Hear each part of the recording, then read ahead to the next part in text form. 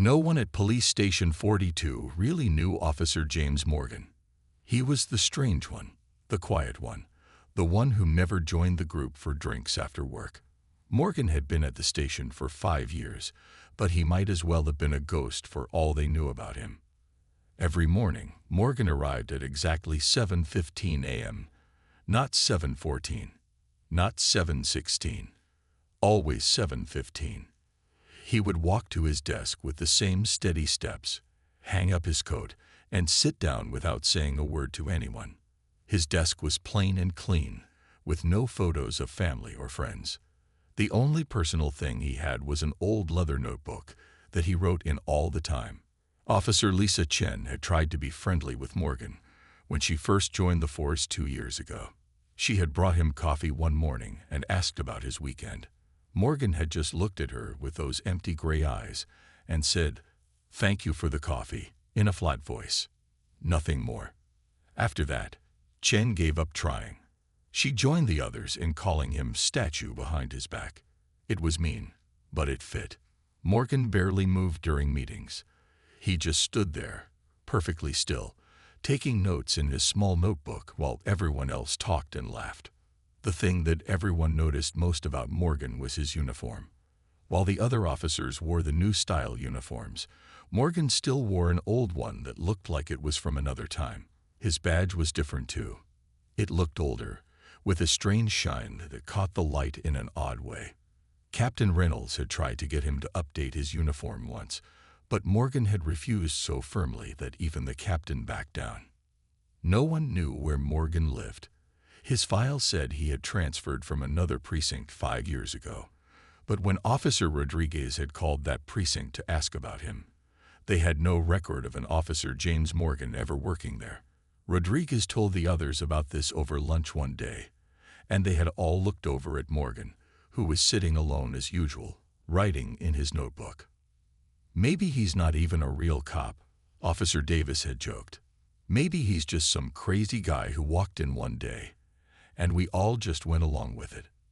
They had laughed, but there was something uncomfortable about the joke, because sometimes, when Morgan would look up suddenly from his notebook and stare across the room, it almost seemed like he was watching something that no one else could see.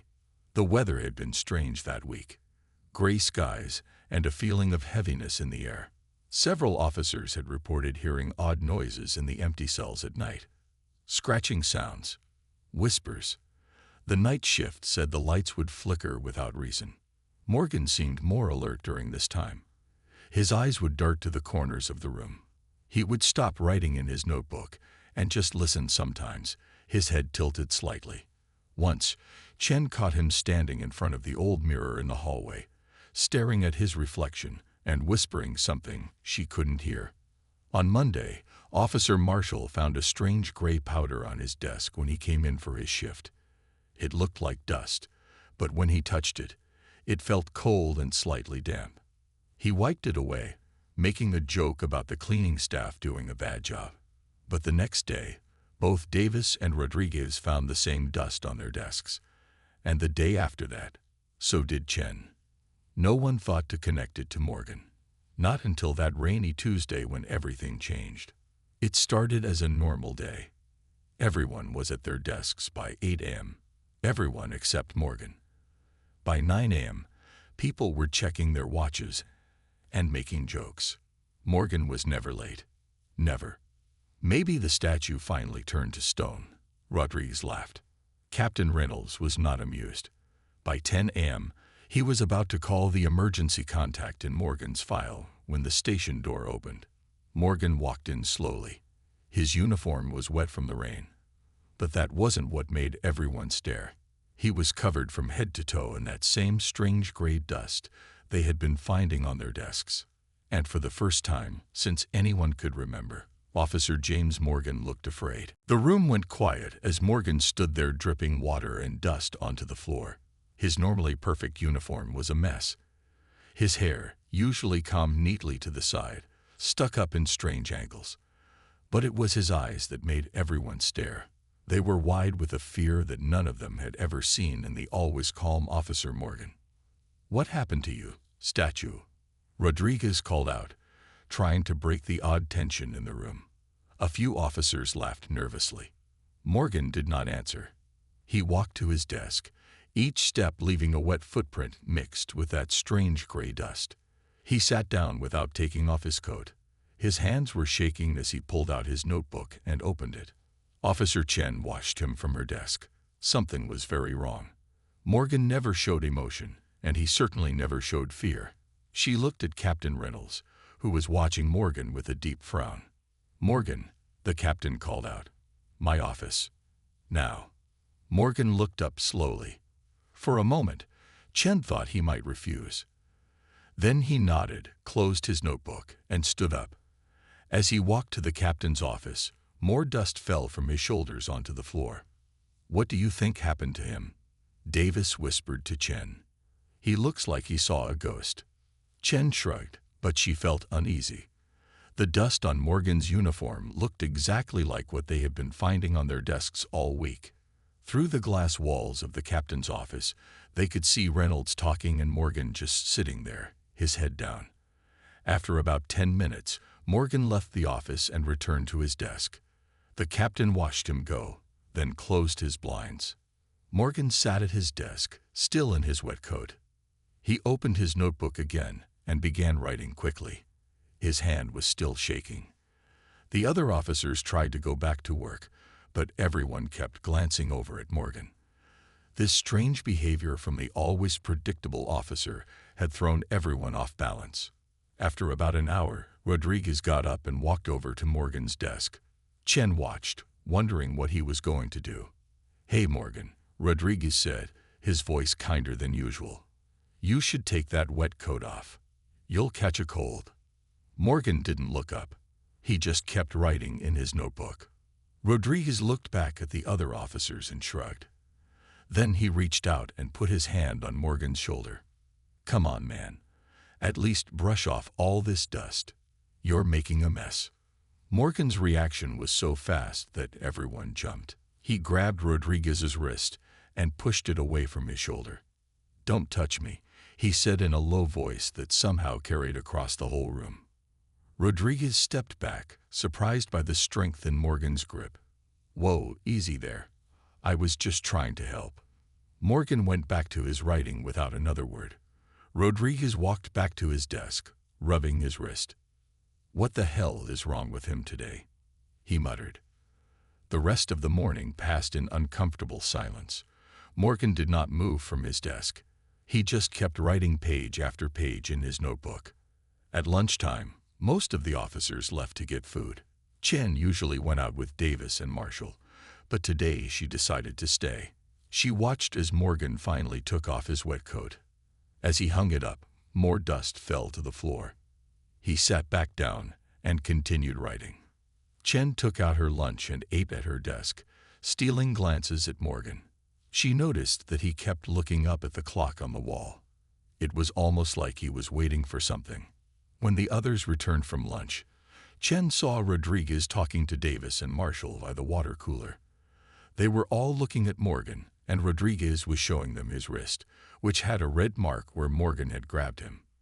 Chen felt a strange need to defend Morgan, even though she had never been close to him. She got up and walked over to the group. "Maybe we should just leave him alone today," she suggested. "He's obviously going through something." "Going through what?" Davis asked. "A mental breakdown. The guy's always been weird, but this is next level." Chen sighed. "I know, but still. He's never bothered any of us." Rodriguez shook his head. "I was just trying to help him. Did you see how he grabbed me? The guy is strong." They all looked over at Morgan again. He had stopped writing and was now sitting perfectly still, staring at the clock. "I bet that notebook is full of all kinds of crazy stuff," Marshall said. "Maybe he's planning something. Maybe we should tell the captain." "Tell the captain what?" Chen asked. "That Morgan is acting strange. I'm pretty sure the captain already noticed that." The afternoon dragged on. At exactly 3:15, Morgan suddenly stood up. Everyone watched as he walked to the bathroom. It was the first time he had left his desk since returning from the captain's office. "Now's our chance," Rodriguez whispered. He walked quickly to Morgan's desk and picked up the notebook. "What are you doing?" Chen hissed. "Put that back." But Rodriguez was already flipping through the pages. Davis and Marshall gathered around him. "Oh my God," Davis said, his face going pale. "Look at this." Chen couldn't help herself. She walked over and looked at the notebook. The pages were filled with names. Their names, every officer in the precinct, and next to each name were detailed notes about their daily routines, where they lived, who they lived with. "He's been stalking us," Marshall whispered. Rodriguez flipped to the last page. There was a message written in large letters. "They are coming. Tomorrow night. Protect the BGG." Just then, they heard the bathroom door open.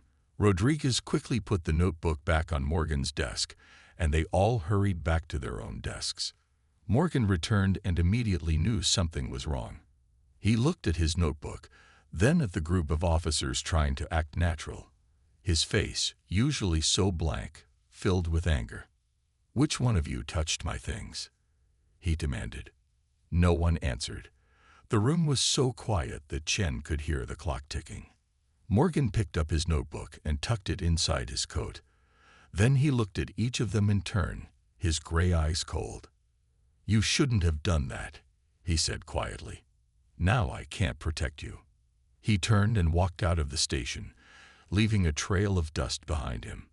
The door closed with a final click. For a long moment, no one moved. Then Chen stood up. "I'm going to follow him," she said. "Are you crazy?" Davis asked. "The guy is obviously dangerous. Did you see what he wrote?" Chen grabbed her coat. "I want to know what's going on, and I want to know what he meant about protecting us." Before anyone could stop her, she hurried out the door after Morgan. Chen ran out of the station into the rain. She spotted Morgan walking quickly down the street, his head down against the downpour. She stayed about half a block behind him, trying not to be seen. Morgan walked for about 10 minutes, then turned into an old apartment building that Chen had passed many times, but never really noticed. She waited a moment, then followed him inside. The lobby was dark and smelled of old carpet. There was no elevator, just a narrow staircase. Chen could hear Morgan's footsteps going up. She followed quietly, keeping her distance. On the 4th floor, she heard a door close. She crept down the hallway and saw apartment 4C at the end. That must be Morgan's place. Chen stood outside the door, not sure what to do next. She hadn't really thought this through. What was she going to do? Knock on his door and ask why he had been keeping notes on all of them. As she stood there trying to decide, she heard voices from inside. Morgan was talking to someone. She leaned closer to the door, trying to hear. "They found the notebook," Morgan was saying. "They know something is wrong." A deeper voice answered, but Chen couldn't make out the words. "No, I can't leave," Morgan said. "Not yet. The badge isn't ready." More words from the other person that Chen couldn't hear. "Tomorrow night. That's when it will happen. We have to finish it before then." Chen leaned closer, straining to hear. Suddenly, her phone rang loudly in her pocket. She fumbled to silence it, but it was too late. The voices inside stopped. Then she heard footsteps coming toward the door. Chen turned and ran down the hallway. She ducked into the stairwell just as Morgan's door opened. She held her breath, listening. After a moment, the door closed again. She waited a few minutes, then slowly made her way back down the stairs and out of the building. The rain had stopped, and the late afternoon sun was trying to break through the clouds. Chen walked back to the station, thinking about what she had heard. The badge isn't ready. Tomorrow night. What did it all mean? When she got back to the station, Rodriguez, Davis, and Marshall were waiting for her. "Did you follow him?" Rodriguez asked. "Where does he live?" Chen nodded. An old apartment building on Elm Street. He was talking to someone in his apartment. Something about a badge not being ready and something happening tomorrow night. "This is getting too weird," Davis said. "We should tell the captain everything." Tell the captain what? Marshall asked. That Morgan keeps notes on us. That he talks about badges. None of this is actually a crime. They argued back and forth for a while, but in the end, they decided to wait and see if Morgan came in the next day. If he did, they would confront him together and demand answers. The next morning, Chen arrived early. To her surprise, Morgan was already at his desk. He looked different. He had changed into a clean uniform, and all the dust was gone. His face was calm again, showing no sign of yesterday's fear or anger. In the darkness, someone screamed. The emergency lights came on, casting an eerie red glow over the room. The dust was everywhere now, swirling around them like a storm. Stay together, Morgan shouted above the confusion. Whatever you do, stay together. Chen felt someone grab her arm.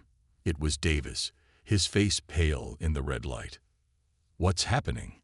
He asked, his voice shaking. Before Chen could answer, there was a loud bang from the hallway.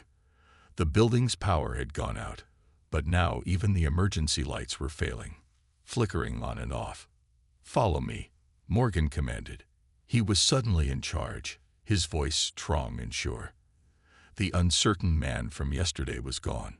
Everyone to the basement. Now. No one argued. Even the captain followed as Morgan led them out of the briefing room and down the hallway.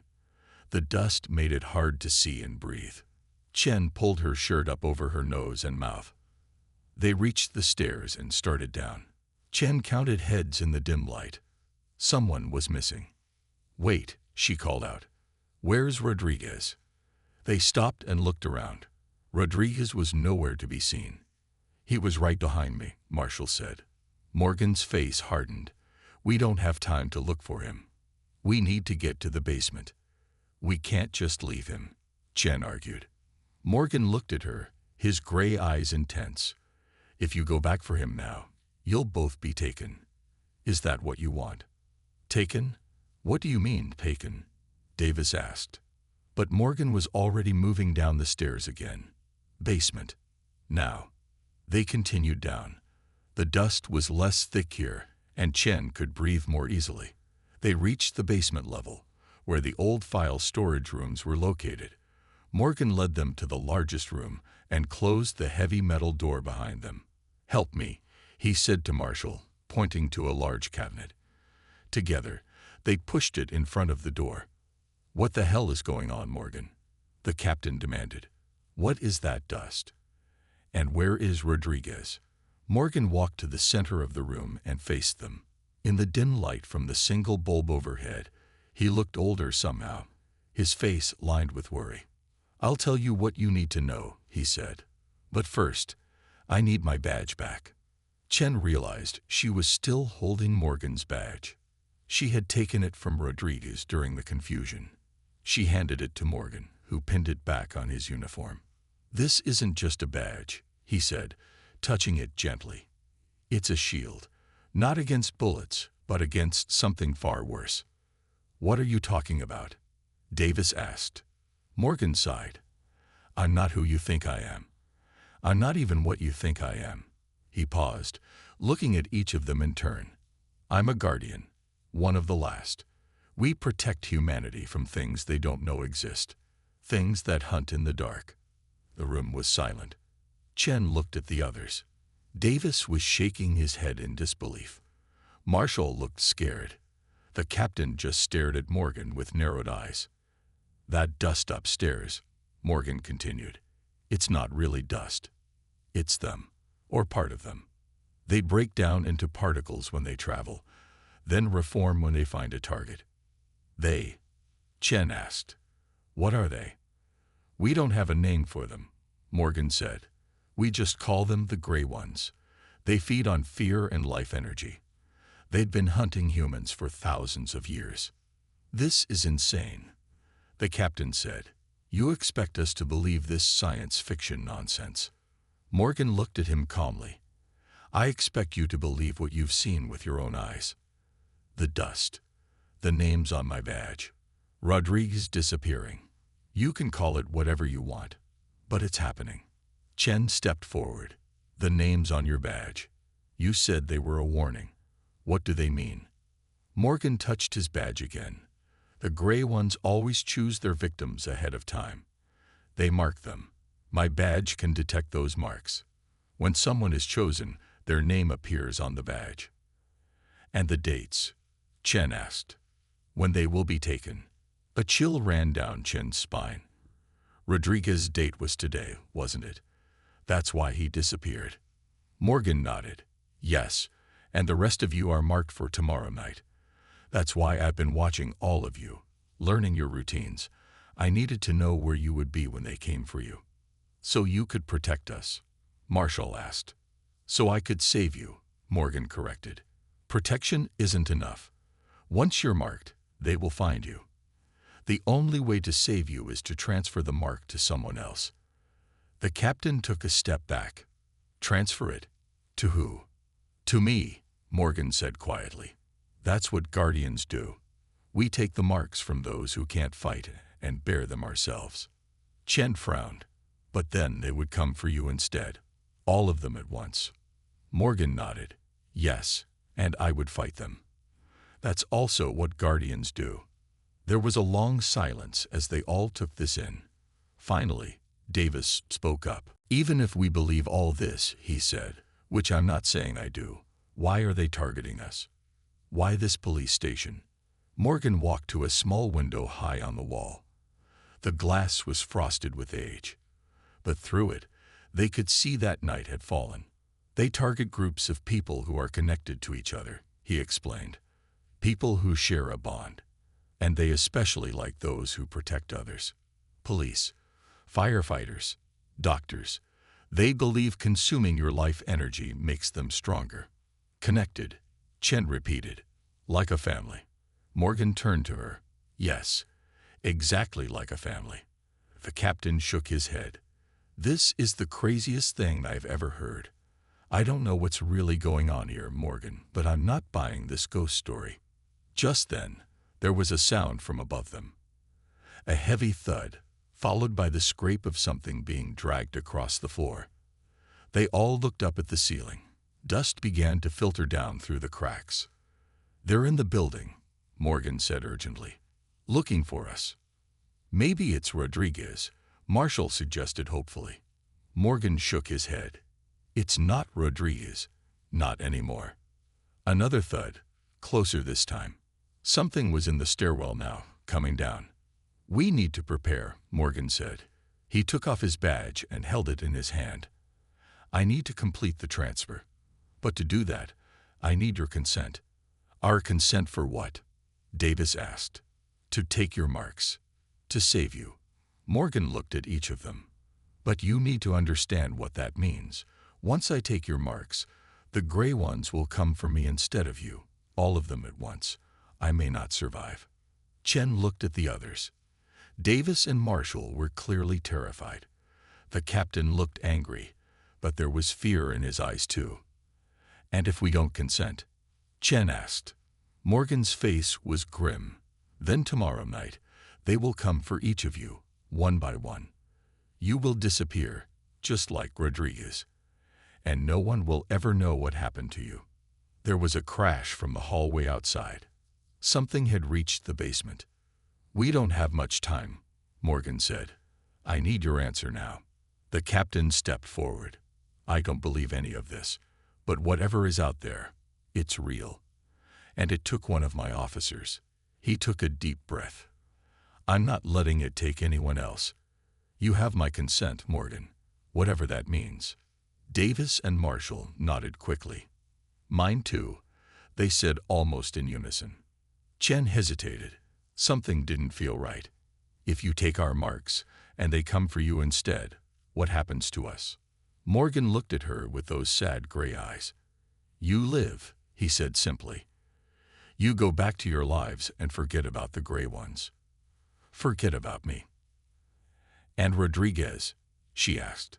Morgan's face darkened. I can't save him. He's already gone.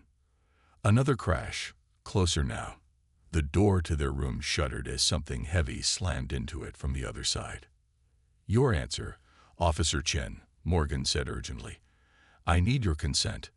Chen looked at the door. It shuddered again. The cabinet blocking it moved slightly. Yes, she said finally. You have my consent. Morgan nodded at Chen's answer. He held up his badge, which was now glowing with a soft blue light. The names carved underneath it seemed to be moving, shifting like they were alive. Stand in a circle, he instructed. Hold hands. They did as he said, forming a small circle in the center of the room. Morgan stood in the middle, holding the badge in front of him. Close your eyes, he said. And whatever happens, whatever you hear, do not open them until I tell you to. Chen closed her eyes. She felt Davis's hand gripping hers tightly on one side and Marshall's sweaty palm on the other. The captain completed the circle across from her. Outside, the banging on the door continued. The cabinet scraped against the floor as it was pushed inch by inch away from the door. Morgan began to speak in a language Chen had never heard before. The words were strange, flowing together like water. As he spoke, the air in the room seemed to grow thicker, harder to breathe. Chen felt something cold touch her face. She almost opened her eyes but remembered Morgan's warning. The cold thing trailed down her cheek, across her neck, and over her heart. It felt like ice, but somehow dry. Morgan's voice grew louder. The strange words came faster now, urgent and commanding. The cold sensation on Chen's chest intensified, becoming painful. She gasped but kept her eyes shut tight. Then, suddenly, the cold was gone. A warmth spread through her body, starting at her heart and flowing outward to her fingers and toes. She heard the others gasp too, feeling the same release. You can open your eyes now, Morgan said. Chen opened her eyes. Morgan was still standing in the center of their circle, but he looked different. Older. His skin was pale, almost gray. The badge in his hand was no longer glowing blue but a deep, angry red. Is it done? The captain asked. Did you take the marks? Morgan nodded slowly. Yes, it's done. He pinned the badge back on his uniform. You're safe now. They'll come for me instead. The banging on the door had stopped. The room was completely silent. Are they gone? Marshall whispered. For now, Morgan said. They've sensed the change. They're regrouping. He walked to his coat, which he had hung on a chair, and took out his notebook. There's something else you need to know, he said, opening it to a page near the back. I'm not the only guardian. There are others. Not many, but enough. He tore out a page and handed it to Chen. On it was a phone number and a single word, Shield. If something happens to me, he said, call this number. Tell them the shield has fallen. They'll send someone else to protect this place. We don't need protection, the captain said. We're police officers. We can protect ourselves. Morgan looked at him with tired eyes. Not against the gray ones. Bullets won't stop them. Only guardians can fight them. Chen looked at the paper in her hand. How do you fight them? If they come for you tonight, how will you stop them? Morgan reached into his pocket and pulled out a small glass vial filled with a clear liquid. With this, he said, it's called Tears of the Moon. It dissolves their form, makes it impossible for them to reform. Davis frowned. If you have a weapon against them, why are you so worried? Why did you say you might not survive? Because I only have one vial, Morgan explained. And there are many of them. I took all your marks, remember? That means all of them will come for me at once. Chen's heart sank. So you're sacrificing yourself for us? Morgan shook his head. It's not a sacrifice. It's my duty. It's what guardians do. The captain stepped forward. Let us help you. We're trained officers. If these things can be fought, we can fight them. No, Morgan said firmly. You would only get in the way. And if any of you are nearby when they come for me, they might mark you again. He looked at each of them. You need to leave. Get as far away from me as possible before nightfall tomorrow. We can't just run away, Chen protested. Morgan's face softened. It's not running away. It's surviving. That's what I'm fighting for. Your survival. He turned to the door. The banging had not resumed. It's safe to leave now. They won't come back until tomorrow night. That's when the marks are due. The captain helped Marshall move the cabinet away from the door. Morgan opened it carefully and peered out into the hallway. It's clear, he said. We should go upstairs.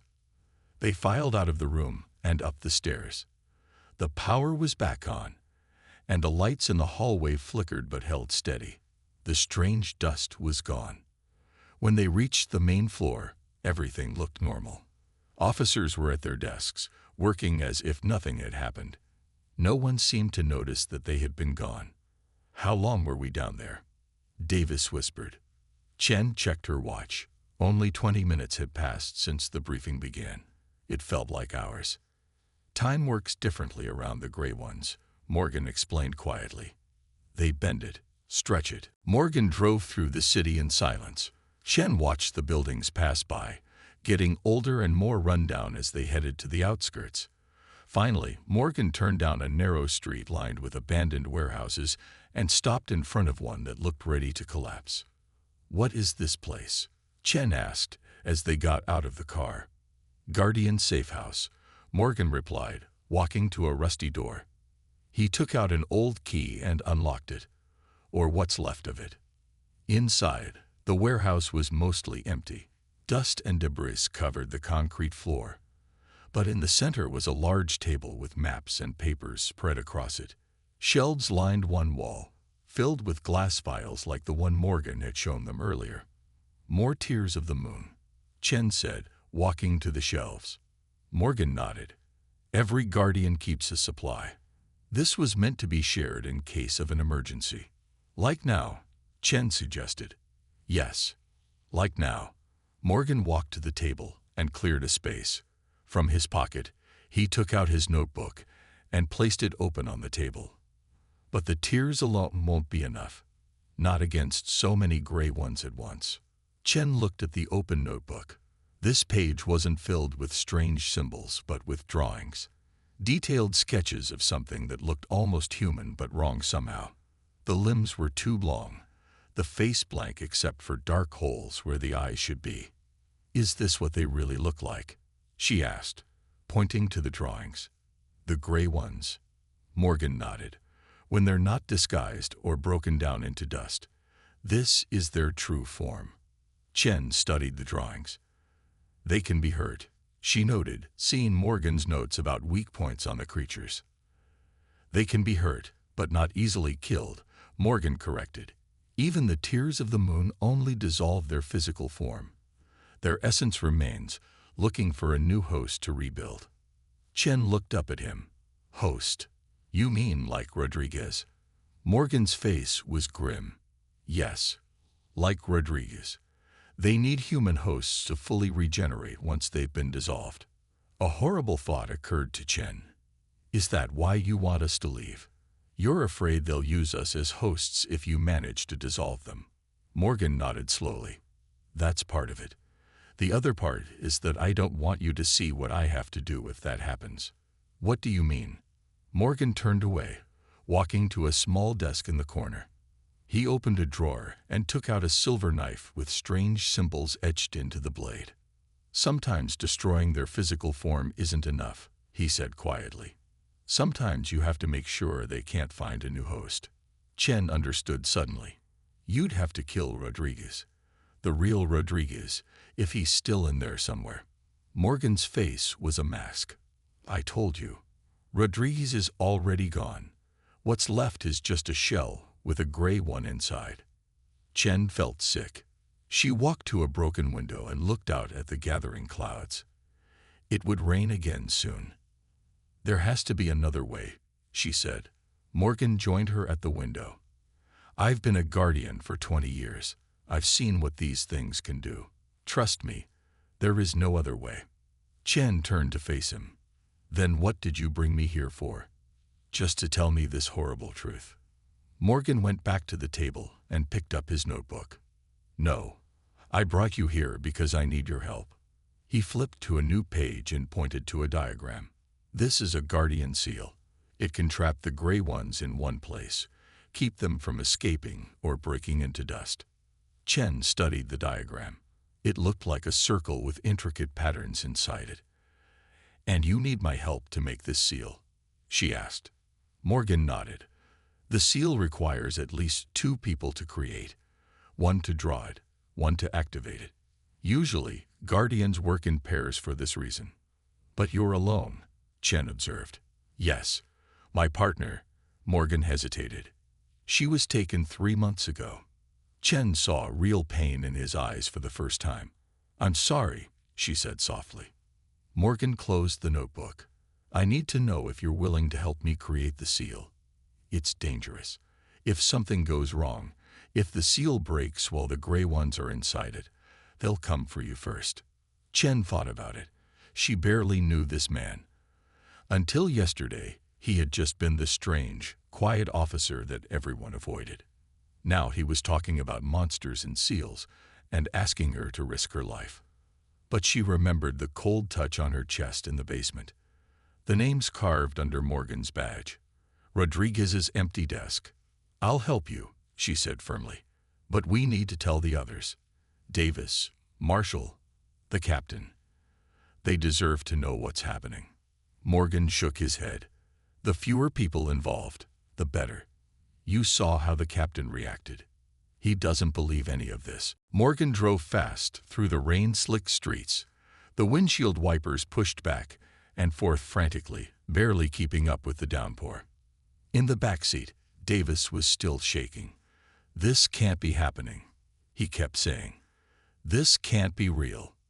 Chen turned to look at him. "It is happening, Davis, and we need you to pull yourself together." Davis ran his hands through his hair. "Rodriguez and Marshall and the captain. Are they dead?" Morgan glanced at him in the rearview mirror.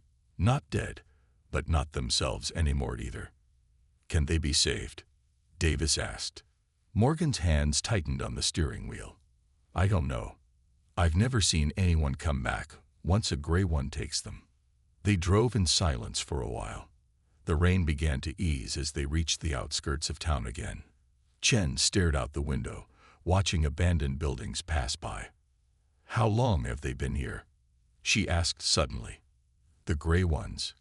In our city." Morgan sighed. "They've always been here. They're everywhere.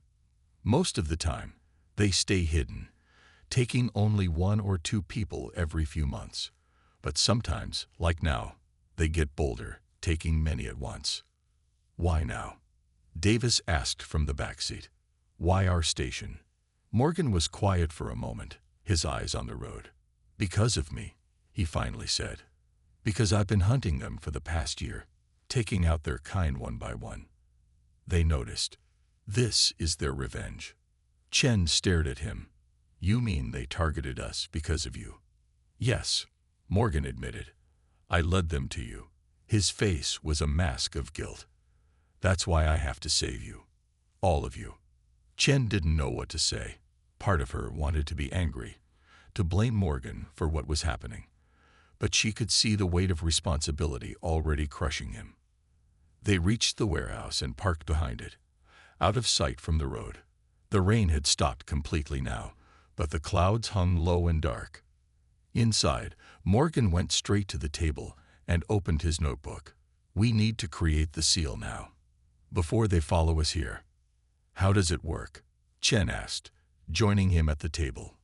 Morgan flipped through the pages until he found the diagram he had shown her earlier. "The seal creates a barrier that the gray ones can't cross, either in their solid form or as dust. If we can lure them inside the seal and activate it, they'll be trapped." "Lure them?" Davis asked, coming closer. "How do we do that?" Morgan touched his badge.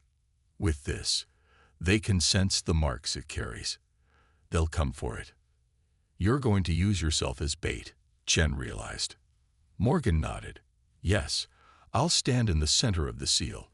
When they come for me, you'll activate it, trapping them inside." "And then what?" Davis asked.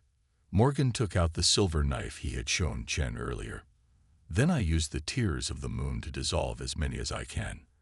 The knife is for any that get too close. Davis looked horrified. You're talking about killing them. But they look like our friends now. Like Rodriguez and Marshall and the captain. They're not your friends anymore, Morgan said firmly. You need to understand that. What you'll see are just shells, puppets being controlled by the gray ones. Chen could see Davis struggling with this. She went to him and put a hand on his shoulder. I know it's hard, she said gently, but we've seen what these things can do. If we don't stop them, everyone at the station will be taken. Maybe everyone in the city. Davis looked at her, then at Morgan. Finally, he nodded. Okay, what do we need to do? Morgan handed Chen a piece of chalk. You'll draw the seal on the floor exactly as it appears in the notebook. Every line, every symbol must be perfect. Davis, you'll help me prepare the space. They set to work. Chen knelt on the concrete floor, carefully copying the intricate pattern from Morgan's notebook. It was complicated, with swirling lines and strange symbols that hurt her eyes if she looked at them too long. Davis and Morgan pushed the table aside to make room, then began placing vials of the tears of the moon at specific points around the edge of the circle Chen was drawing. As Chen worked, she found herself wondering about Morgan. You said you've been a guardian for 20 years, she said without looking up. How does someone become a guardian? Morgan was quiet for so long that Chen thought he wasn't going to answer. Then he spoke, his voice low. You don't choose to become a guardian. It chooses you. He placed another vial on the floor. When a gray one takes someone you love, sometimes you can sense it. Most people just feel that something is wrong, but they ignore it. Some people can actually see the truth, see the gray one inside the person they loved. Those are the ones who can become guardians. So all guardians have lost someone, Chen said. Morgan nodded. Yes, that's the price of seeing the truth.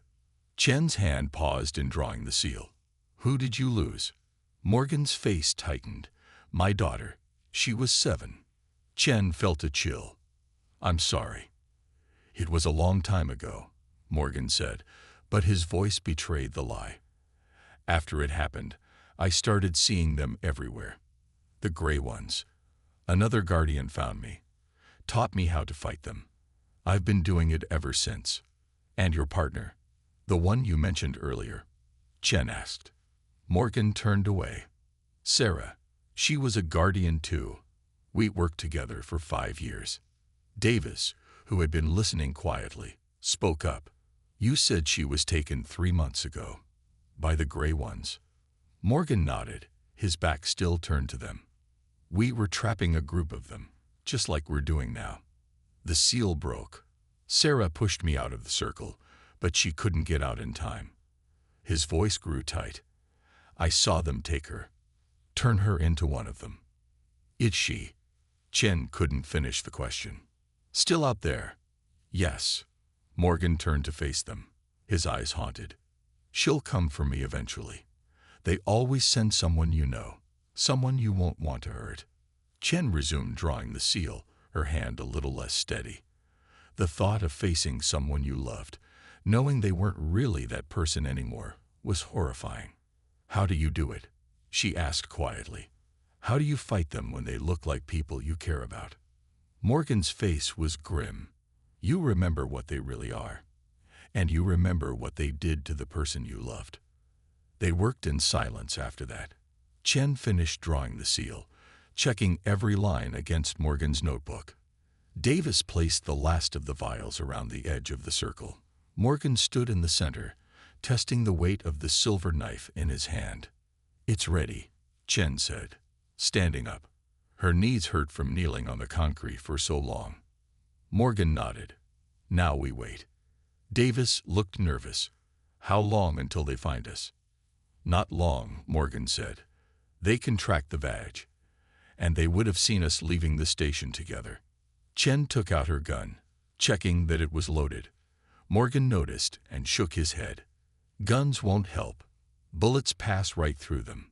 It makes me feel better to have it, Chen said, holstering the weapon again. Morgan smiled slightly. I understand. He took off his badge and held it in his hand. It was glowing faintly red in the dim light of the warehouse. "When they come," he instructed, "I'll stand here in the middle of the seal. Chen, you'll be here." He pointed to a spot at the edge of the circle, ready to activate it. "Davis, you'll be by the door, watching for them. When they arrive, get behind Chen. Don't let them trap you on the wrong side of the seal." "How do I activate it?" Chen asked. Morgan handed her a small glass vial filled with a dark liquid, different from the tears of the moon. "Break this on the outer circle when they're all inside. The liquid will follow the lines of the seal and complete it." Chen took the vial carefully. "What is it?" "Guardian blood," Morgan said. "Mine." Chen stared at the dark liquid. "When did you?" "While you were drawing the seal," Morgan explained. "The seal requires a sacrifice to activate, blood freely given by a guardian." Davis looked worried. "How much did you give? Will you be okay to fight?"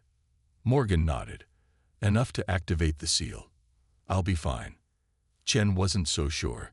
Now that she looked closely, Morgan did seem paler than before, but there was no time to argue. A sudden gust of wind rattled the windows of the warehouse. "They're here," Morgan said quietly. They took their positions, Morgan in the center of the seal, Chen at the edge with the vial of blood, Davis by the door. They waited, barely breathing. The wind grew stronger, howling around the building. Dust began to seep in through the cracks in the walls and windows, swirling in the air. Gray dust, the same dust that had covered Morgan that morning, that had fallen from the ceiling in the briefing room. "Get ready," Morgan called over the howl of the wind. The dust gathered, thickening, taking shape. First one form, then another. Chen counted 5 shapes forming. 5 gray ones. As they solidified, Chen gasped.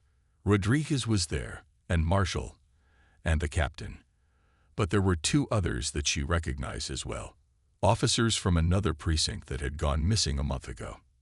They moved forward slowly, their movements too smooth, too coordinated. Their eyes were empty, fixed on Morgan standing in the center of the seal. "Wait," Chen whispered to herself. "Wait until they're all inside." The gray ones stepped closer to the edge of the seal. They seemed to sense something, hesitating. Morgan raised his badge, letting it catch the light. The red glow pulsed brighter. The vial hit the gray one square in the face and shattered. The clear liquid splashed across its features. For a moment, nothing happened. The creature laughed, a horrible sound coming from the captain's mouth.